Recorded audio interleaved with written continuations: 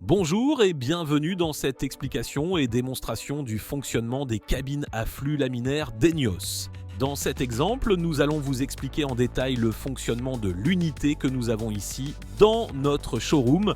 Il s'agit d'une unité qui fonctionne à 100% en recirculation, c'est-à-dire qu'il n'y a aucune extraction d'air ni apport d'air extérieur provenant de la salle. Commençons par une présentation des différentes parties de cette cabine.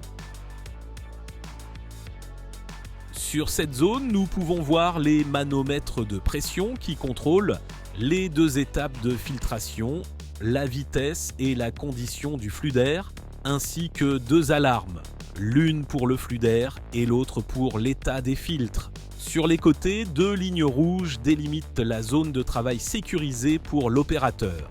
À l'intérieur de cette zone, l'opérateur est entièrement protégé. Il ne risque aucune inhalation de composés toxiques. La construction de cette cabine est réalisée en acier inoxydable, mais il faut garder à l'esprit qu'il s'agit d'un projet entièrement personnalisable. Les matériaux et configurations peuvent donc être adaptés selon les besoins du client. À l'arrière, dans la partie inférieure, se trouve la zone d'extraction qui comprend la première étape de filtration. Celle-ci est composée de filtres épais destinés à retenir les particules les plus épaisses.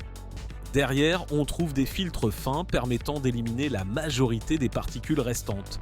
Ensuite vient le ventilateur, au-dessus duquel se situe la seconde étape de filtration, équipée de filtres HEPA assurant une efficacité de 99,95% en matière de pureté de l'air.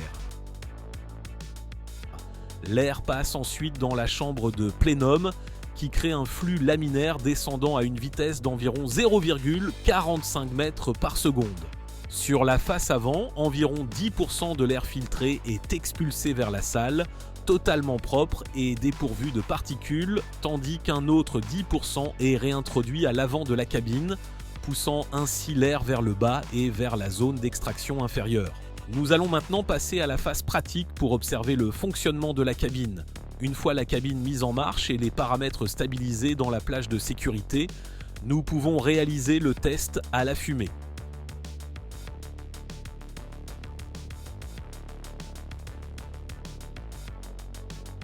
J'allume donc le générateur de fumée afin d'observer comment le flux d'air descend vers le bas, puis se courbe pour diriger la fumée vers la zone d'extraction.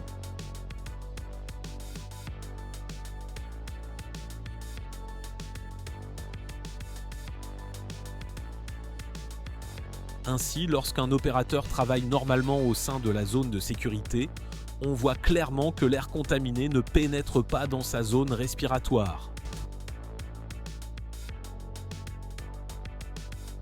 On peut également observer le comportement à la limite de la zone de travail sécurisée, où le flux d'air empêche la fumée de s'échapper en dehors de la cabine. Tout ce flux d'air, et donc toute la fumée, est aspiré, dirigé et filtré efficacement à travers la cabine à flux laminaire d'Enios, garantissant un travail sûr et propre.